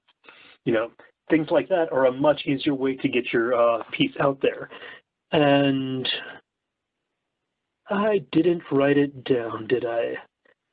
So somewhere late 1620s, I want to say, it's before Escobar, Philip IV also apparently basically set a new rule that books can't be published unless they're absolutely necessary, because there's just so many of them already. We really don't need any more.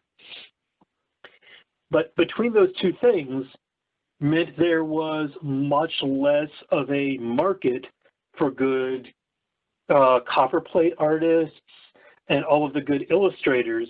So the quality of imagery that you find in Spanish texts or those Elizabethan texts is not at the level of what you'd find in Italian and German texts. So for Escobar, like I said, he only has that one image.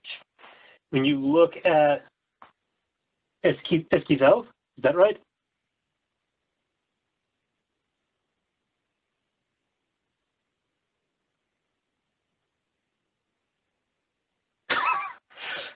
Well, if you can come off mute and actually say it, I'd love to actually hear the proper pronunciation, especially when you're using it a lot in coming years.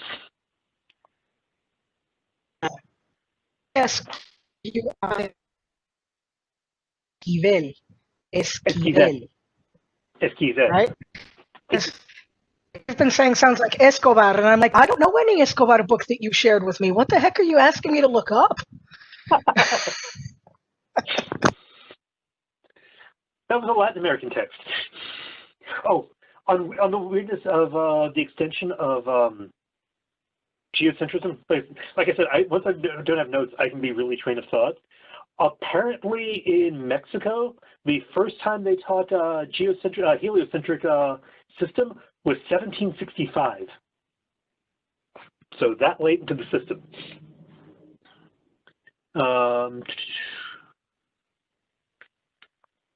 So that's all the stuff I had prepared. Questions?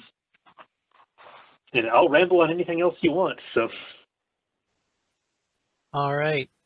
So I've seen some questions flowing through in the chat, but maybe tonight we can try unmuting and asking your question. There's not as many of us, and we're all friends here, so just try not to speak over somebody else. Take turns.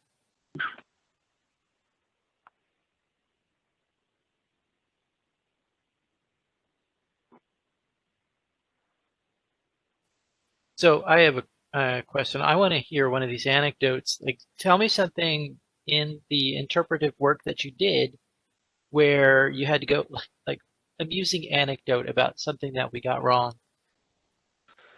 Oh, let me try to think. I drank a lot. I killed those brain cells. I was aiming for them. Let me think. I mean, obviously, the stances were off.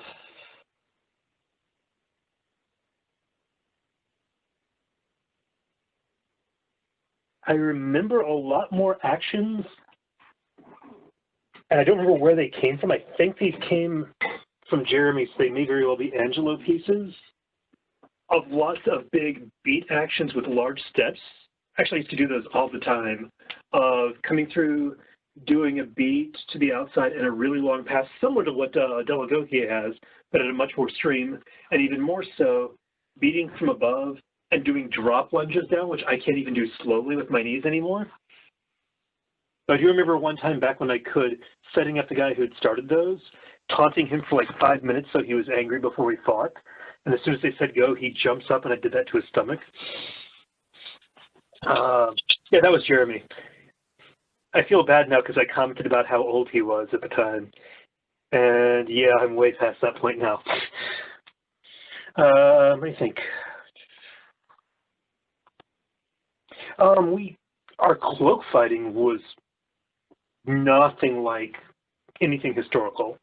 The standard cloak fighting, I think you still see it a bit, was lots of big spinning actions to just distract. There was a little bit of parries with it, but the cloaks were really light. They were almost like having a big visual screen that you're hiding behind, more than actually something to sweep blades aside. They could sweep them aside because, again, we were fighting with super light blades. But I actually remember me and a friend named Joaquin completely revamping how cloaks were used down there. Avery still is really big on this, solely because we were hanging out heavily for a summer because I was doing costumes for Houston Shakespeare. And I don't know if anybody has been to Houston. At the end of a day of work at the theater, I could either get on the highway and spend 2.5 hours driving me 30 minutes to my parents' home, or I could drive 10 minutes, hang out with Neil for 2 hours, and then drive home and get home at roughly the same time. So we did a lot of fencing and a whole lot of watching movies with Oliver Reed, notably Three Musketeers, Four Musketeers, and The Old Prince and the Pauper. And Oliver Reed is how we learned how to cloak fight. And this is not a little screen. This is a giant flexible club, and I beat you with it, and once you are stunned, then I can stab you, which is a much more efficient way to go. I do remember one thing that came out of that later looking into Degrassi. Degrassi actually makes a point once you're fighting with a real cloak to not do a passing step. You should be right foot forward, and you should be doing chasing steps, because if you do a passing step, you can step on your cloak and trip yourself, which I've seen happen. That brings to mind on how bad the Elizabethan is. So after I got into Bolognese, so Bolognese, when I came back, I was doing Degrassi until I took Bolognese with Steve Reich and realized that fills in all of the massive gaps that are in Degrassi. Degrassi is like a Cliff Notes version. But I wanted to go back through, now that I could do so, and read the Italian to see if I could get more depth out of it. Because Degrassi basically says throw high cuts, throw low cuts. It's like, okay, now I know it, an Andrita is a Fendente, a Reverso. Let's see what Degrassi is actually saying. Sure enough, Degrassi isn't. It's high cut, it's alta in Baja, and he's not actually using the vector notation that the rest of the Italians are doing. But there's a section in his Sword and Dagger. So it's basically Guardian and Chari. A cut is coming in, and you basically intercept and catch it on the forte and, stab him in the face. And that's basically what the English, the Elizabethan English has. And I'm looking at that. Okay, I can follow that. Like I said, that is the end of the English sentence. The Italian sentence continues with, e con pugnale there's a whole thing to do with the dagger that they leave entirely out of the translation because, you know, if you do it right, you don't need it. It's just extra safety. It's like, that would have been a good thing to include in the defense manual. So that was something that we had wrong early on. Oh, I'm sorry. Yeah, I know I'm mixing Italian and Spanish all over the place there. So thanks for answering that question. Let's let other people ask some questions too. Oh yeah, that part makes me mad too, but the quality of IG Gentleman as a whole has so many other things to make your brain explode.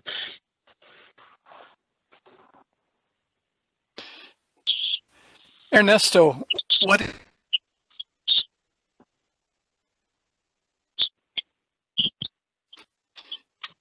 was that?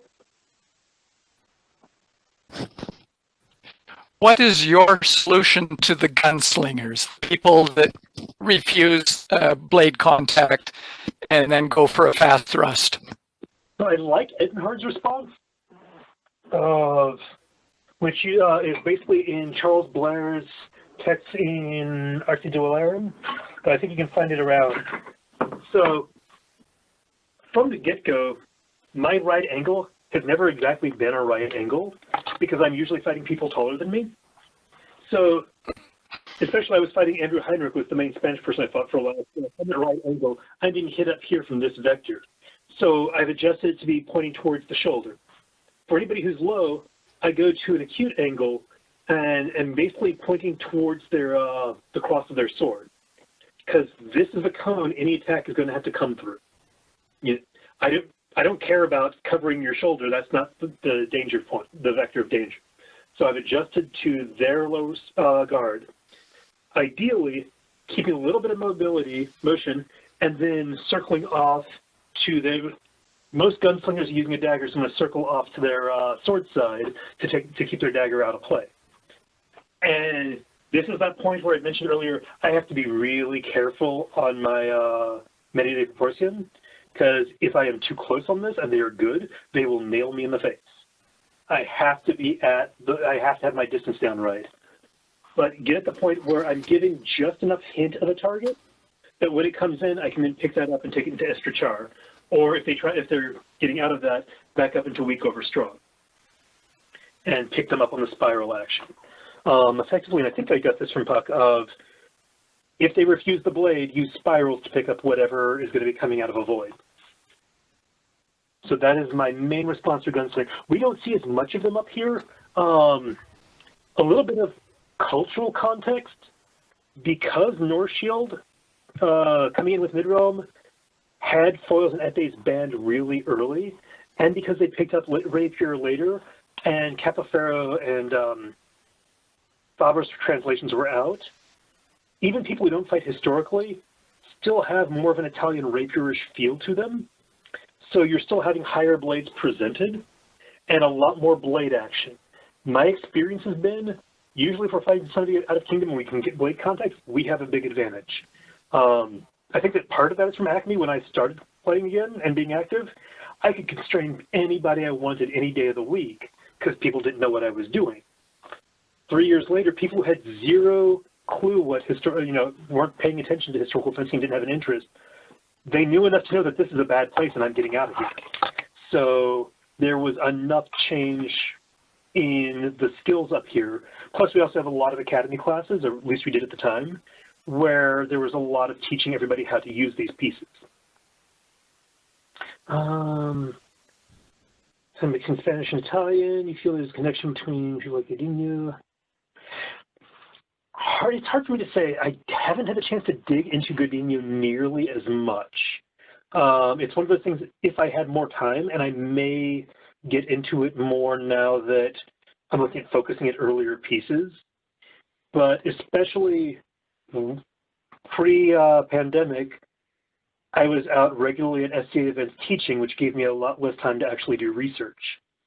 And just because there's so much other stuff, I haven't dug into Godinho nearly as much.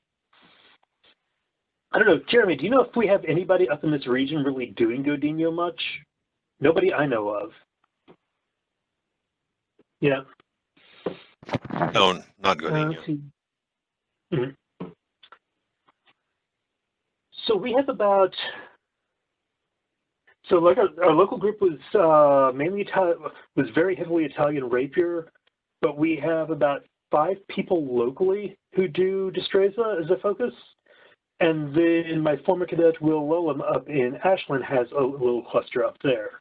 There's a few other people who delve a little bit into it. So I've got a couple of people in Fargo, one guy out in northern Wisconsin, but not really study groups for it. And a lot of them also focus on multiple pieces as well. So we don't have really strong, hard Destreza schools going. I know there's, and outside of our kingdom, he's not SCA, you've got Carlos Esquivel over in either Idaho or Montana, I forget which. I think he's Idaho. And I think there was a little bit of study going out down by, why am I blanking on it? Near Deadwood, Rapid City. But that is the very far corner of South Dakota. So I've only made it out there once because that is a long, long drive. And until you get to the Badlands, South Dakota is just miles and miles of miles and miles. And yeah, I have friends out there, but trying to drive out there is not something I have time to do as often as I might like. So Ernesto, I have a question, or maybe I want to have you talk about one of your experiences, really, is what this is. Yeah. You have some experience with classical Italian fencing and the exams. And one of the things that you had asked us to do was to prepare a list of questions for you, Destreza questions for your exam. And then for your SCA fencing masters rituals, you face down a board and you answered Destreza questions. Can you talk a little bit about what that was like? Yeah, so for us, we got very lucky up here in North Shield in that before they announced the Master of Defense, the Queen, who was there right before then, was part of the committee, that the Fourth Peerage Committee. So that December, at one of our White Scarf circles, she said this may be a thing that's happening, and got 4 of us to start working on ceremonies and stuff. So we had a huge jump on a lot of people thanks to that. And me, Ambrose, Jamie, mainly were doing a lot of research into old knighting ceremonies, Renaissance versions of that, and did a lot of work on getting a ceremony based on this. Which I have to think, there's a lady, her SCA name's Ursula, I can't think of her real name. She fully translated out for us the ceremony for the Order of Saint Esprit, and I massively just rubbed the serial number off and stole lines straight from that. But we knew a lot of people were playing prizes off the Elizabethan tradition, whereas we don't have a large Elizabethan group. There's not as many Elizabethan people in this kingdom. So we were looking at other traditions, and what we decided was, of the premieres, we effectively had an event that was all based around the founding of the order. And each of us did rather than say, this is what people will do, we each did a different tack to give more options. So Ambrose played a prize. Jeremy hosted a Castiglione-style discussion of what is the ideal courtier, what is the ideal master defense, and then I used the basis of the Italian master's exam and stood an exam where I took questions on the 3 different styles I was studying. So Doug asked me questions on Italian rapier, Jean Rivera asked me questions on Bolognese, and Will asked me questions on Destreza. And basically I farmed out to all the experts out there, here's what I'm doing, give me questions for the exam. And I think we've had like 4 or 5 mods have done that now. Some specifically on historical styles, at least one has done a lot of questions on the social aspects of being a master defense and a peer within the SCA. So different variations on it, but using that as the format. And let me see if I can find it. There's actually there's video of it on YouTube that I can throw in the chat.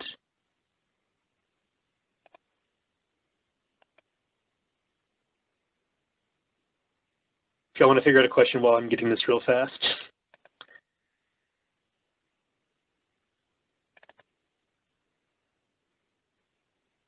I will say the sound isn't entirely the best, simply because it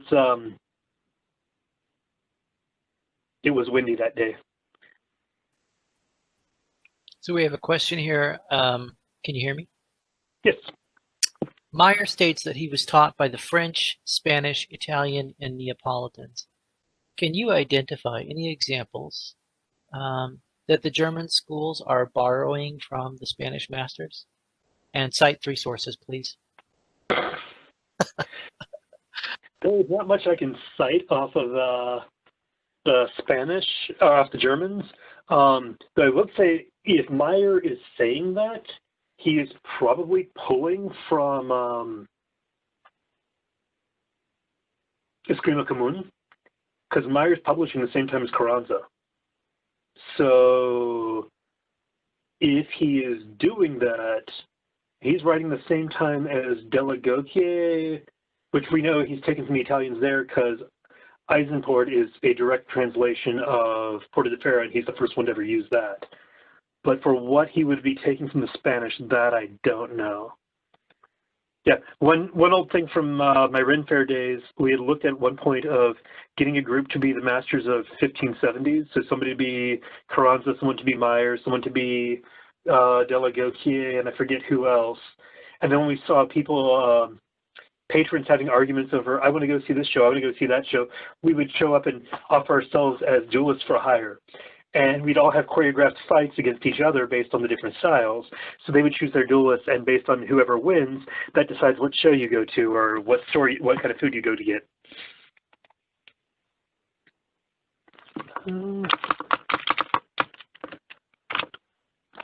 But yeah, for what else he may have taken from there, that I don't know.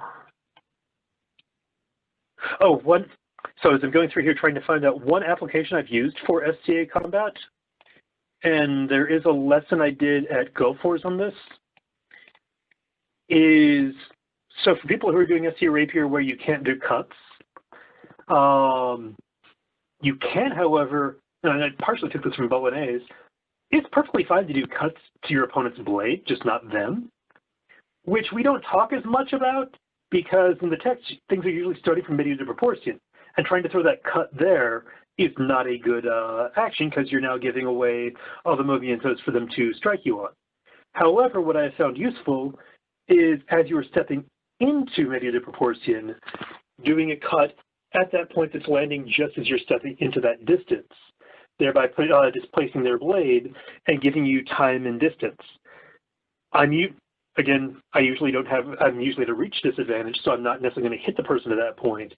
But that usually ends up driving them into giving me a motion to take advantage of, because they now have to come in and address my blade. So that was an application that has come out of SCA combat that doesn't really apply when you're fighting other people who are just doing Destreza.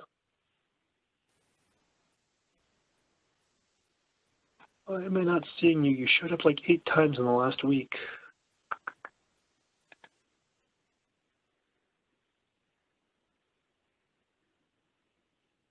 Okay, I may not have, once again on my technical failures, I may not have the luck on finding that video that I thought I had. Oh, wait. And if there's questions, please ask while I'm looking for this. Well, we are about 20 minutes after time, and I'm not one to talk because I think I went 45 minutes after time. But let's collect our last questions and jump in there, and then we'll end it.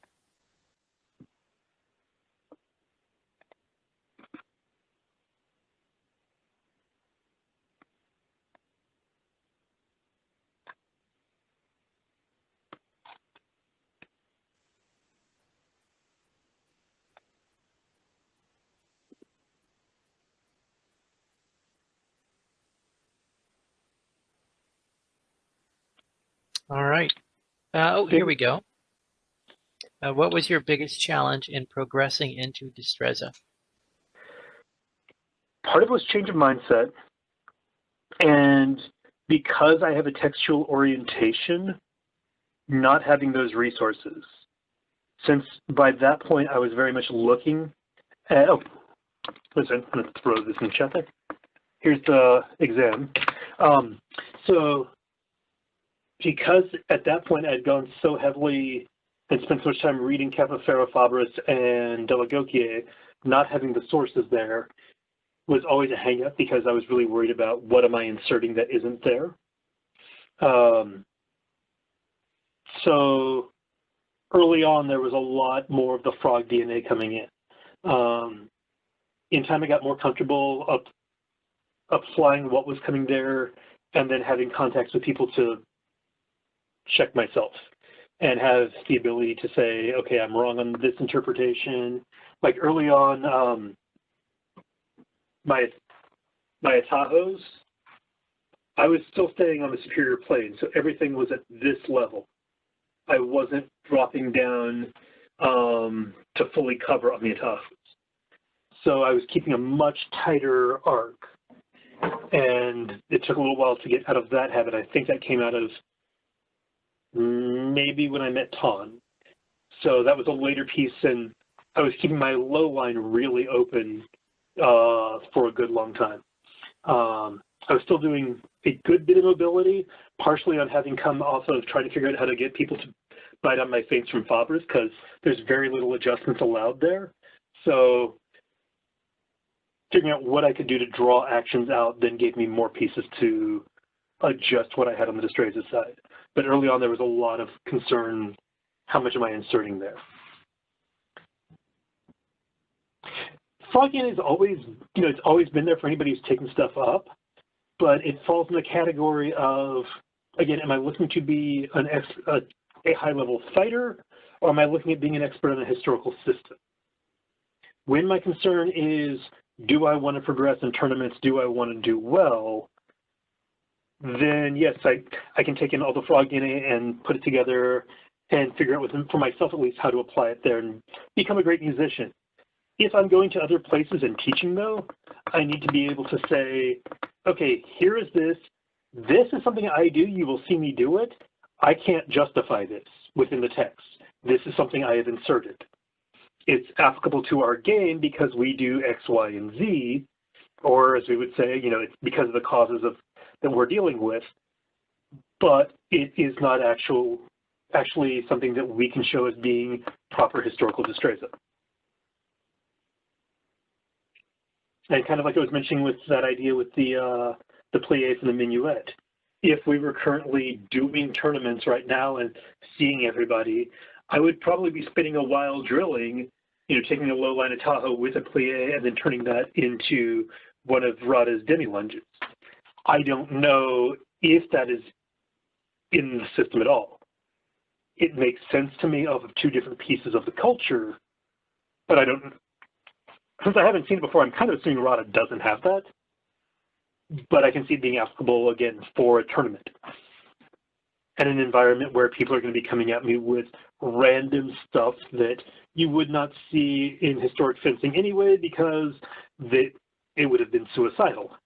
You come up with other things to deal with the goofy stuff.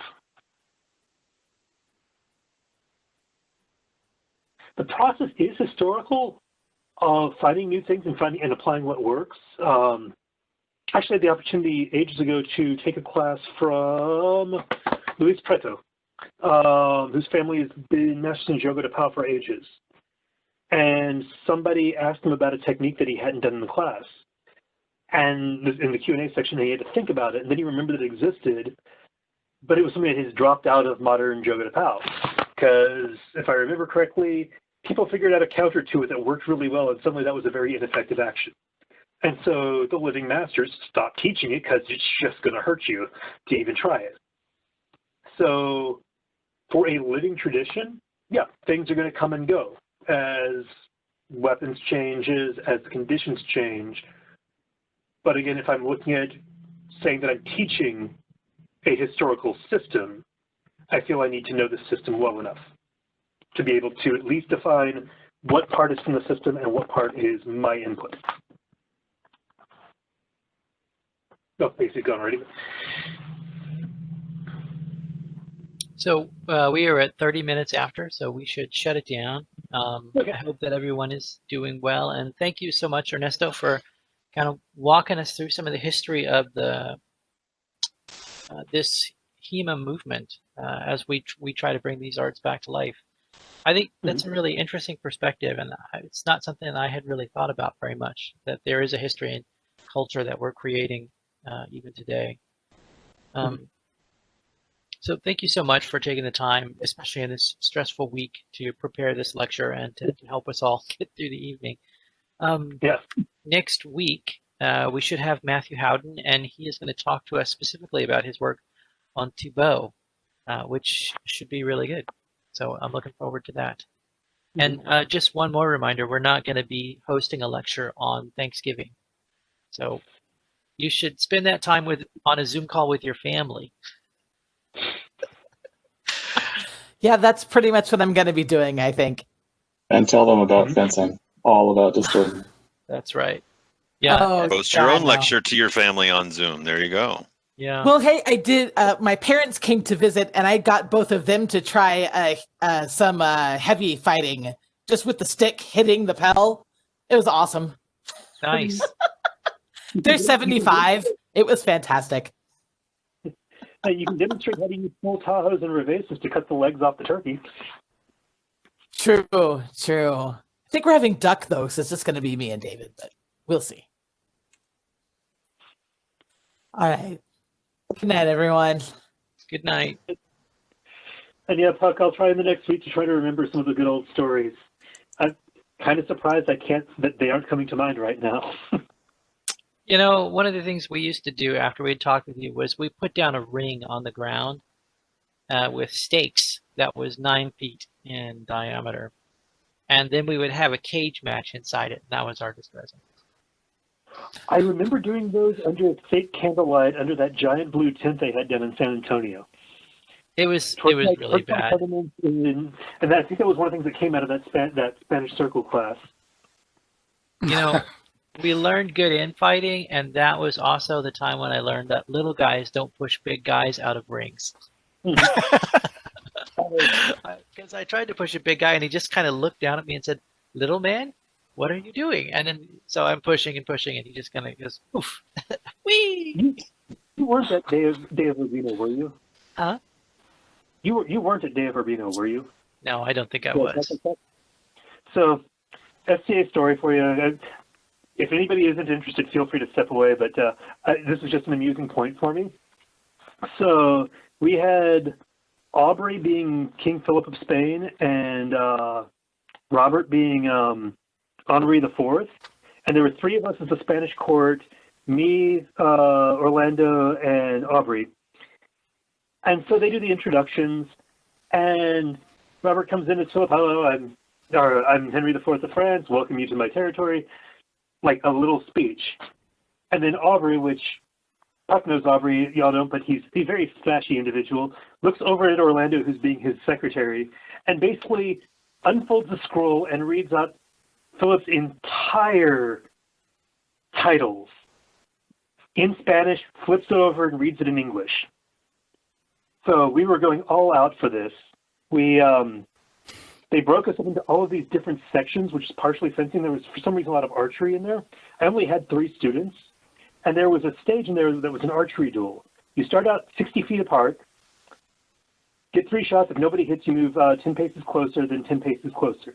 With my 3 students, what's that, 54 shots? Nobody hit anybody once the entire time. So I basically turn on them, you 3 with me, and just storm off towards the King of Spain, and they're just like hanging their heads because they're so embarrassed about how bad they were. So I show up to them, "Your Majesty, I just wanted to let you know that among the festivities today," and I explained the archery duel, and they're just getting lower and lower as I'm just digging deep, making it sound worse and worse what they did. And I finally finished with, And I just wanted to let you know that not one of your Spanish fencers could hit a thing with that base peasant weapon. Are they not great nobles? Huzzah! And walk off. So there's an old story for you. I'm trying to remember, was it you that I fenced with the sheep on a stick? I don't think so.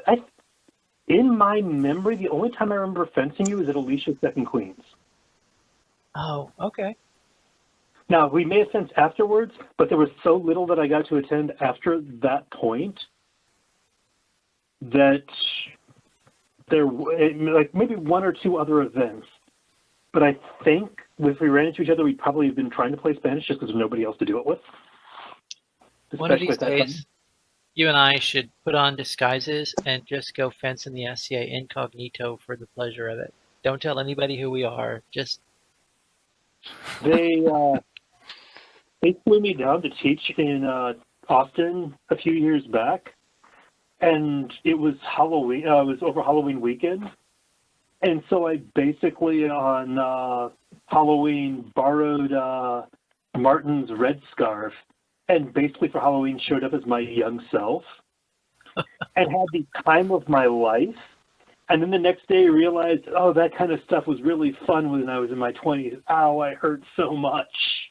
Because I was doing all of the big physical things I had done back then. oh, that sounds like so much fun right now. I'm pining because I think it's been 7.5 months since I've fenced. I have not crossed blades with anybody in a year now. The only event I got to make after Christmas, I was busy running the list for. We have an event that's like 8 tournaments, so it's all day, and I was the one who knew how to run it, so I didn't get to do any fencing. And then I got really sick, and by the time I recovered and could do stuff again, we were under lockdown. Right. I'm gonna have to put a sword in my kids' hands and just let them hit me. All right, everybody. It was nice. I'm gonna sign off, and I will see you guys in a week for Mr. Howden's lecture. Thanks again, Ernesto. It was really terrific. Yeah, thanks, Ernesto. Thanks for joining us. Thank you, Ernesto. You reminded me of the good old days. Yep. Thanks. And one of these years, we'll see someone hold the defense. Okay.